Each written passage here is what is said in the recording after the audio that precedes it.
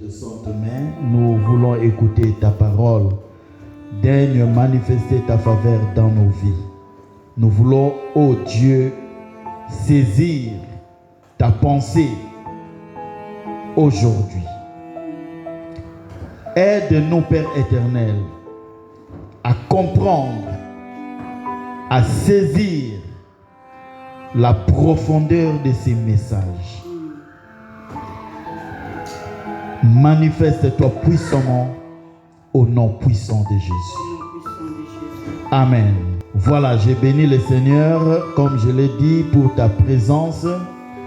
Nous sommes en train de parler d'une histoire qui est aussi très très importante parce que la Bible nous le montre.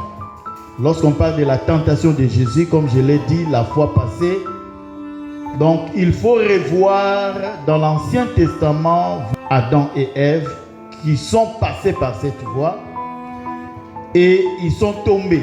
Jésus qui est le second Adam, il a vaincu. Le diable l'a tenté et la Bible nous dit que quand il a tenté Jésus, il n'a pas pu, il s'éloigna de lui jusqu'au moment favorable. Ceci veut dire il s'éloigna, mais il revenait tout au cours de l'an des 3 ans que Jésus a passé sur la terre. Dans sa mission, disons, depuis la vie missionnaire, le commencement de sa vie ministérielle, jusqu'à la fin, le diable ne faisait que venir au moment favorable. Donc le diable, lorsqu'il vient nous tenter, il vient seulement au moment favorable. Amen. Amen. Amen. Soyons vraiment attentifs. Le diable vient au moment favorable. Ici, dans ce texte, le moment favorable, c'était quand Jésus a jeûné 40 jours et 40 nuits. Le jour de la fin, quand il a achevé les 40 jours, disons les 40e jour, le diable est venu. C'était l'occasion, le moment favorable pour lui. Donc, dans ce moment-là, quand le diable vient, il sait que tu es dans les besoins. Et maintenant, il te propose. Il fait un marché. Je vais te donner. En retour, il réclame quelque chose d'autre. Amen. Amen. Saisissons bien ce que je suis en train de dire. Donc, il vient au moment où toi, tu es dans les besoins. Pour lui, c'est une opportunité qu'il vienne te proposer ce que lui, il a comme un marché. Et là maintenant, on a prié ici, on a demandé à Dieu de nous aider à être fidèles. Dieu ne refuse jamais. Pour que tu puisses savoir que tu es fidèle, tu dois passer par l'épreuve. Vous me saisissez? Amen. Donc c'est la même chose ici. Le premier point, le diable a commencé par si tu es fils de Dieu. Retenez ça. Jusqu'à la fin, nous devons retenir ça. Le diable reconnaît que tu es le fils de Dieu. Tu es la fille de Dieu. Or, lorsque tu es fils de Dieu, tu as le pouvoir. Tu as tout ce qu'il faut. Tu es l'héritier. Seul le fils d'un père peuvent hériter du bien de leur papa. Comme moi je suis fils de Dieu, ça veut dire que j'ai l'autorité, j'ai le pouvoir, j'ai la puissance, j'ai tout ce qu'il faut pour vivre. Maintenant le diable l'ayant su, il s'est approché auprès de l'homme pour pousser l'homme à abuser de ce qu'il a reçu comme pouvoir. En Genèse, lorsque le diable est venu tenter Adam et Ève, il est venu juste au moment où Ève avait faim. Ève voulait manger. Il lui a proposé les fruits interdits. Le problème, ce n'est pas les fruits. Les fruits en soi n'étaient pas un problème. Je peux donner un exemple, nous sommes dans la salle. Si je vous dis que personne n'ouvre la fenêtre, est-ce que la fenêtre est un problème? Le problème, c'est la loi que j'ai mis là. Je vous interdis d'ouvrir la fenêtre. quel que soit le vent ou l'air ou la pluie qui peut entrer, ça, ce n'est pas vraiment un problème. Le problème, c'est la loi. Donc, derrière cette proposition que le diable a donnée à Ève, il y avait quelque chose de mauvais.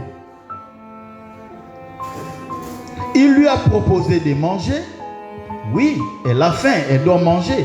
Mais elle ne savait pas qu'en mangeant ces fruits, elle était en train de pécher contre Dieu.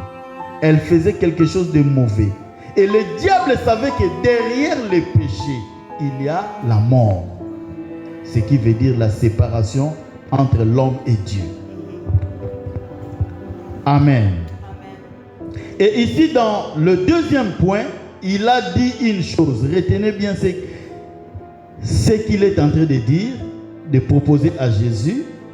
Il lui a d'abord montré tous les royaumes de la terre. Avant, c'était un problème économique.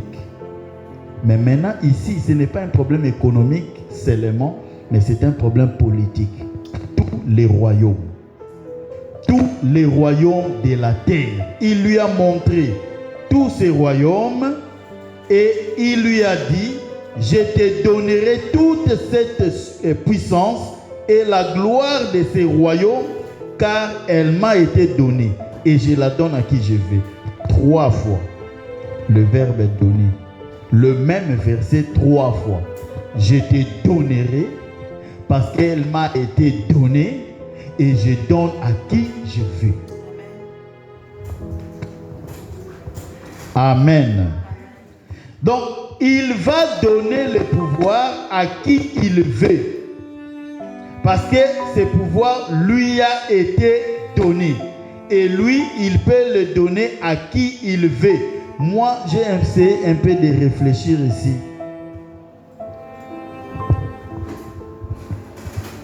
Ce que quelqu'un lui a donné, c'est royaume, c'est pouvoir, c'est qu'il veut donner à Jésus.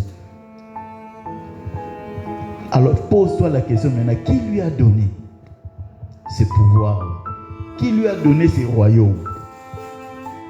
Directement, donc là je ne saurais pas aller plus profond. Je vais expliquer seulement pour que nous puissions comprendre. En Genèse, chapitre 3, la Bible nous dit, d'abord au chapitre 1er, du 1er jusqu'au 3, la Bible nous montre comment Dieu a créé la terre. Il a tout rempli. Il a pris l'Éden, il a placé, il a mis l'homme. Il lui a dit, domine. Domine sur tout. Donc, l'homme était, quand Dieu lui disait cela, l'homme était devenu le Dieu de la terre. Si vous voulez bien comprendre ces passages, lisez dans Psaume 115, verset 16. La Bible nous dit, les cieux sont les cieux de l'Éternel. Et il a donné la terre au Fils de l'homme. Donc la terre appartient à l'homme. Dieu lui a confié la terre. Et je te dis, prends cette maison, je te les confie. C'est toi qui deviens dorénavant le responsable. C'est toi qui dois gérer cette maison comme tu veux, parce que ça t'appartient. Maintenant, le diable il est venu vers Adam. Il lui a proposé quelque chose de mauvais et Adam a cédé. Et depuis ce jour-là, c'est le diable qui a commencé à régner. Mais attention, il a dit, c'est bien, mais sachez que le diable ne donne jamais. Jamais. Mettez-le dans votre tête. Le diable ne donne jamais. Il lui a été donné et il donnera à qui il veut. Pour comprendre bien qui est Jésus, il a dit, ce royaume m'a été donné et je vais le donner à qui je veux. Mais qui est ce Jésus, ce pouvoir, cette puissance? Jésus, c'est le Créateur. Au commencement était la parole. La parole était avec Dieu. Toutes choses ont été créées par elle. Par qui? La parole. Qui est cette parole? C'est Jésus. Donc, il vient proposer la puissance, l'autorité au propriétaire de cette puissance. Alors je vais dire en d'autres termes, ce que le diable vient te proposer, ça t'appartenait déjà avant. Tout ce que le diable te propose, le diable ne donne rien, comme je l'ai dit le dimanche passé. Le diable, qu'est-ce qu'il fait d'habitude? Il vient te proposer le pain. Mais lui, ce qu'il va ravir auprès de toi, c'est de la boulangerie. Toi, tu te réjouis avec ces pains. Tu te contentes avec le pain que le diable t'a donné. Mais tu ne sais pas qu'il a déjà pris la boulangerie. Toutes tes richesses. Tu lui as donné. Ça ne t'appartient plus. Toute personne qui accepte de se courber, d'adorer le diable, d'office, tu es déjà mort. Permettez-moi de vous dire une chose. Quand tu ne vois pas ce que le Seigneur t'a fait, tu ne vois pas ce que tu pensais avoir, ce que tu cherchais, ne crois pas que tu ne l'auras. Ça viendra un jour. Le Seigneur te demande la patience, la persévérance. Un jour, ça viendra. Mais ne cherche pas que le diable vienne te proposer. Donc n'acceptez jamais toute proposition que le diable nous dit. Mais qu'est-ce que notre Seigneur nous dit? Ici, il s'agit du verbe donner. Jésus-Christ nous dit, car Dieu a aimé. Il a donné son Fils afin que quiconque croit en lui ne périsse point, mais qu'il ait la vie éternelle. Les deux donnent. Le diable donne et Dieu aussi donne. Et ce que Dieu donne, la Bible nous dit, sans condition. Tu auras la vie éternelle. Tu auras de l'abondance. Tu vivras heureux sur terre. Même si tu ne reçois pas. Le bonheur, ce n'est pas le matériel. Le bonheur, ce n'est pas d'avoir des voitures, rouler avec des voitures. Ne te presse pas. Ne te précipite pas.